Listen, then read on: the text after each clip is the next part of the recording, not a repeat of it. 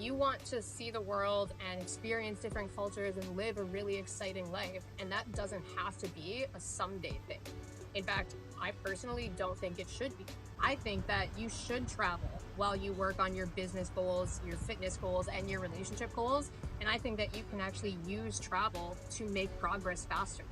In this video, I'm going to explain why we choose to travel while we grow our business and how you can make travel like a investment into your personal development instead of a luxury that you feel like you have to earn in time. So how does traveling actually help us in business? Like, why do we choose to come to Thailand for 2 months instead of just saving that money and staying at home? Because when you remove yourself from your environment, you also remove yourself from any ruts that you didn't even realize you were in. You get the opportunity to reinvent yourself because it forces you to step out of your routine. You have to adapt to a different living space, a different building setup, a different gym setup. You have to adapt to a new environment and new neighborhoods and new ways of even getting food and water. Adapting and getting out of your comfort zone is probably the best thing that we can do for our self-development because it kind of forces you to reflect on what you were doing before and what was maybe not working that you didn't even realize because you were just stuck doing it. You'll notice what parts of home you miss right away and what parts you really don't want to go back to. I did this almost 10 years ago when I decided that I wanted to quit being bulimic. I came to a new place and it's like I got to choose which parts of me I brought with me. So I can't lie and say that traveling completely fixed that issue for me, but I can tell you that when I removed myself from my home and my friends and my routines, I didn't throw up for that entire 6 months. And honestly, every time I have traveled to a new place, I feel like a little bit of an identity change. You get to decide who you are when you're not around all the things that you feel make you you. So now we also do this with our business. We kind of use the time away to reevaluate what we're focusing on and where we feel we're getting stuck. For example, in December, we grinded. We were doing sales calls for 12 hours a day, and all the days were kind of starting to blur into one because we were just in such a routine with it.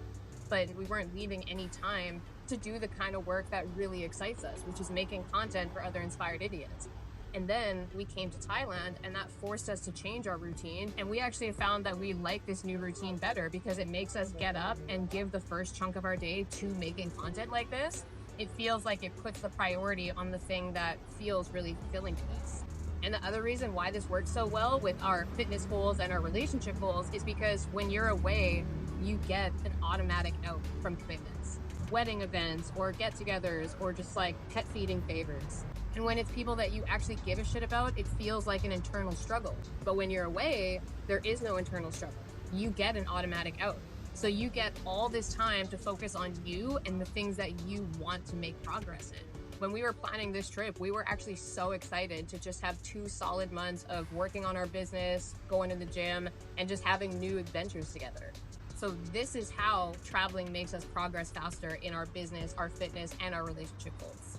So how do you make travel more of a personal development investment and less of a luxury expense? I think there's a couple things that need to happen. The first one is you obviously need to be able to work remotely. Whether you do freelance work or consulting work or you run your own online business, these strategies are kind of specifically for people who have the freedom to work while they travel, so that you're not taking a trip and making no income during that time because that probably wouldn't feel productive. The second thing is you need to go somewhere for longer than a couple weeks because it's like human instinct that when we go somewhere new, we want to explore. We don't want to feel like we're just sitting in the room the whole time and not actually seeing the place. And when you go somewhere for 2 weeks or less, it doesn't really give you enough time for that feeling to settle. And it's going to feel hard to want to do productive things when you kind of just want to go see the place that you're in because your time there is so short. The key, I think, is to pick an amount of time that allows you to plant roots and unpack your bags, but not long enough that that place is going to start feeling stale. We came to Thailand for 2 months and we stayed in 2 places. We picked one place for 1 month, one place for another, and that was the perfect amount of time.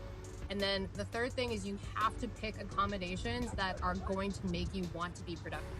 We honestly probably looked at more than 50 Airbnbs before we swiped the credit card. We were looking for things like a really solid Wi-Fi. We would actually get the host to send us the upload and the download speed. We needed a gym that not only was well equipped, but was motivating to work out in. I personally don't like gyms that just feel like they're like a hole in the basement. We needed 2 workstations in the room so that both of us could be sitting at a table surface being productive at the same time. And then are there other spots in the building that you can go to sit and read and write and just be creative and kind of get out of your workspace? Because I think that's like the best thing about staying somewhere like this is I have all these different areas to go and kind of change up what I'm focusing on in that moment. And then the fourth kind of bonus one is to claim it as a business expense. So again, if you're into freelancing or consulting, or you have your own online business and you can prove that you're actually using this trip to further your business, you can claim at least part of it as a business expense. And this is not in any way intended to be financial advice. The rules around how this works and what you can expense are going to be different depending on where you live, so you should talk to your accountant about that. But I found that if you claim a trip as a business expense, it kind of solidifies the idea in your mind that this trip is for progress, not for party hopping. So when we were coming to Thailand, we fully intended for this to be a business expense because we were planning meetings while we were here. We were planning to interview business owners. We were planning to make a whole content series about being in Thailand. And I think when it comes to this stuff, like making sure that you are actually progressing, your intention is everything. If any of this is sparking a fire in you and you're not yet working remotely, we actually did a full video on the 4-step framework for what we had to do in order to be able to work online and make money from anywhere. So definitely check that out wherever it comes up there. I'm going to wrap this up by reminding you that life is too short to live with a someday mentality. And at Inspired Idiots, the way we see it is, why not work on one dream while you're living out another? So we want to grow and expand and progress as quickly as we can, and we use travel to do that, and it allows us to live out our travel dreams while the other ones are still up and coming. I hope that this inspires somebody else today. Cool, I'm gonna be sweaty.